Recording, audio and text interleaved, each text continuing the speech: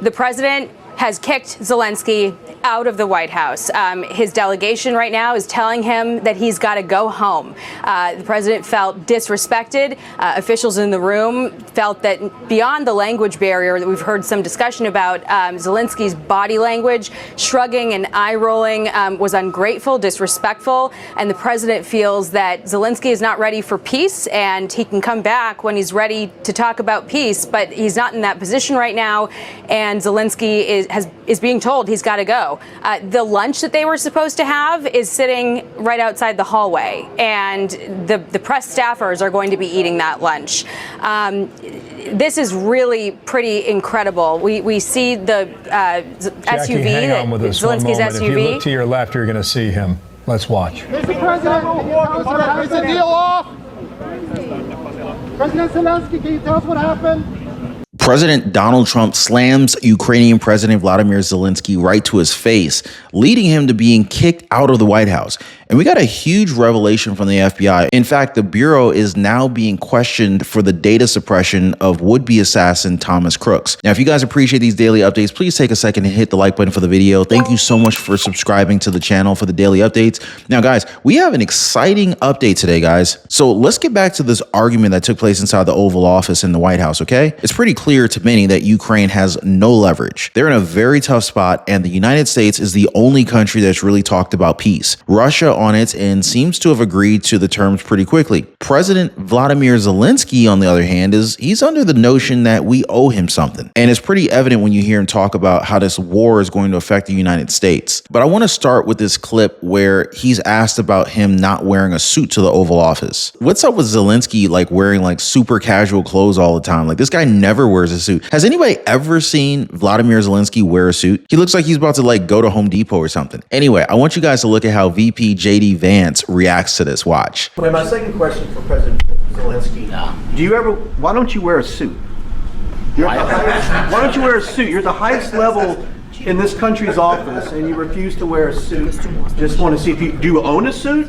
Yeah, problems. A lot of Americans have problems with you not respecting I don't have such. office. I will wear a costume after this war will finish. Okay. Yes, maybe one. Maybe something like this? yours. Yes. That'd be great. Maybe something better. I don't know. We will see. Maybe something cheaper than. Yeah.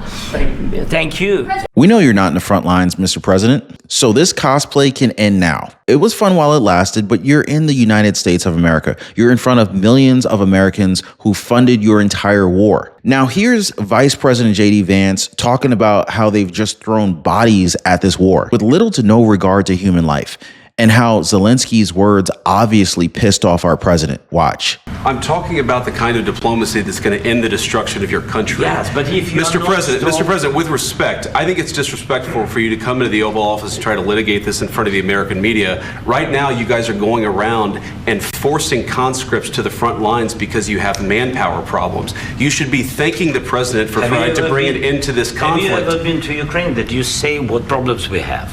I have been to. Come once. I've actually watched and seen the stories, and I know what happens is you bring them on a propaganda tour, Mr. President.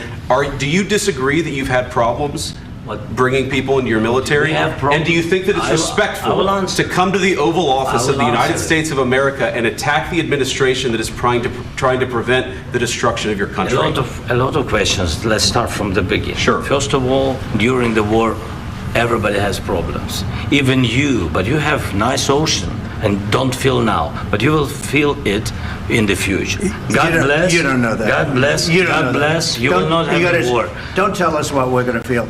We're trying to solve a problem. Don't tell us what we're going to feel. I'm not telling you. Because you're in no position to dictate that. That's exactly what you're doing. You're in no position to dictate what we're going to feel.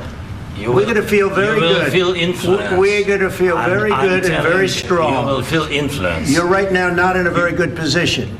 You've allowed yourself to be in a very bad position, and he happens to be right about it. From the very beginning of the war. You're not in a good position. You don't have the cards right now. With us, you start having not cards. Playing cards. Right now, you don't. You're playing cards. Mr. President. You're playing cards. Serious. You're gambling with the lives of millions of people. You're gambling with World War III. You're gambling with World War III.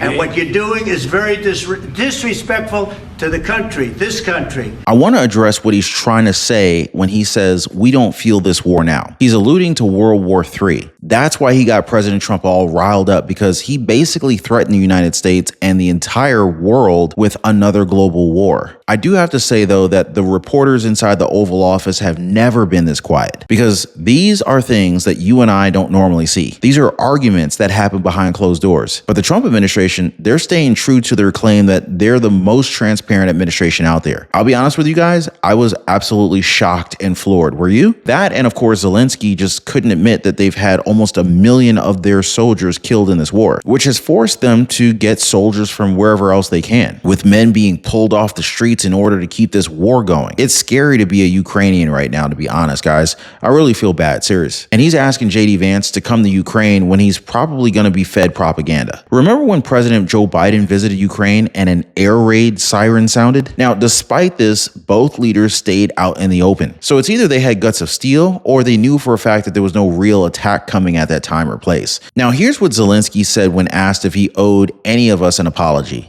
President Trump said after your meeting that you disrespected him and the vice president and all of America in the Oval Office.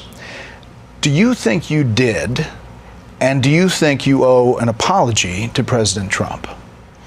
Thank you so much. First of all, thank you for the invitation for this dialogue, and good evening to all your country, to all Americans. I'm very thankful to Americans for all your support. You did a lot. I'm thankful to President Trump and to Congress bipartisan support. And I was always very thankful from all our people. You helped us a lot from the very beginning during 3 years of full-scale invasion. You helped us to survive.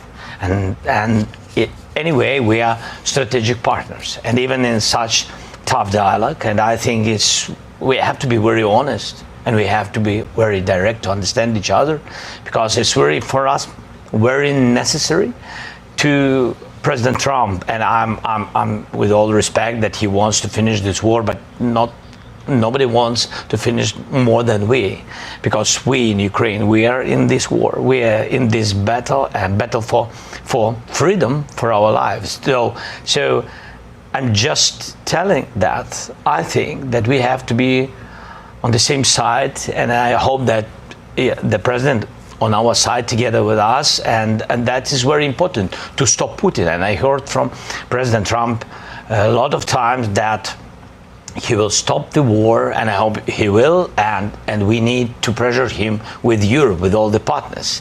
And I think this dialogue had to be a little bit earlier to understand where we are. I don't remember exactly, but like President Reagan said, that peace is not just an absent the war. I'm gonna go ahead and cut him off here, because no, he didn't apologize, nor did he recognize that he owed any of us an apology. Now, Zelensky did admit that they can't fight this war without the US. So it would be best for him to work with the White House regarding this minerals deal, right? As well as work with President Trump if peace will ever be realized in Ukraine again. Now, moving on, guys, FBI Director Kash Patel has a lot of work ahead of him. Besides the failed first phase of the Epstein list, Kash Patel now has to look into the first attempt on President Trump's life in Butler, Pennsylvania. Sources have told the New York Post that the FBI has obstructed efforts to solve whatever happened there, and if the suspect, Thomas Matthew Crooks, acted with an accomplice. It's kind of odd how Thomas Matthew Crooks left a zero digital footprint. In this day and age, you would think that there would be at least a speck of it, right? But that doesn't seem to be the case here. It's as if he never existed at all on social media. And given how young that kid was,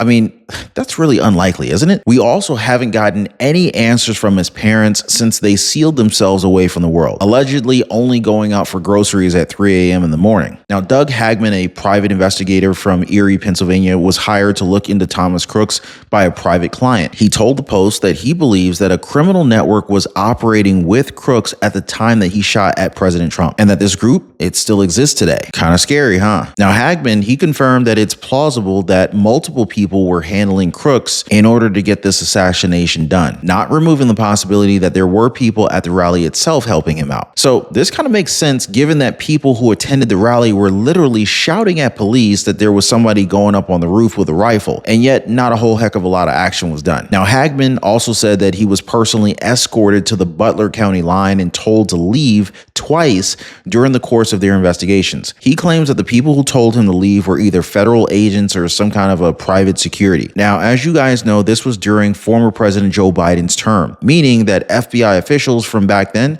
they were able to access Thomas Crook's phone. They also had access to his computer and encrypted messaging app in Belgium, New Zealand, and Germany. To date, we haven't been provided with much of any information as to what they found. And then, of course, there's the infamous photo of Thomas Crooks on his phone just before the shooting occurred. Now, we still don't know if he was in contact with anybody using that phone. And Dan Bongino, now our FBI deputy director, he asked before if Thomas Crooks was connected to any FBI agent. These are all questions that the FBI has to answer. And I'm hoping that Director Kash Patel will be more than willing to investigate and provide us with some clarity. But do any of you guys believe that the FBI might be hiding something with this assassination attempt? Now, I want to redirect you to a previous live stream I did where I covered how Democrats continue to attack Elon Musk, even though they agree that wasteful spending is something that needs to be taken care of. Yeah, I don't buy that for a second. Anyway, let me know if you do. But make sure you guys check that out, as one Democratic representative literally gets caught on national television making excuses. Anyway, I appreciate you guys hitting the like button. Thank you so much for subscribing to the channel. We'll see you next time.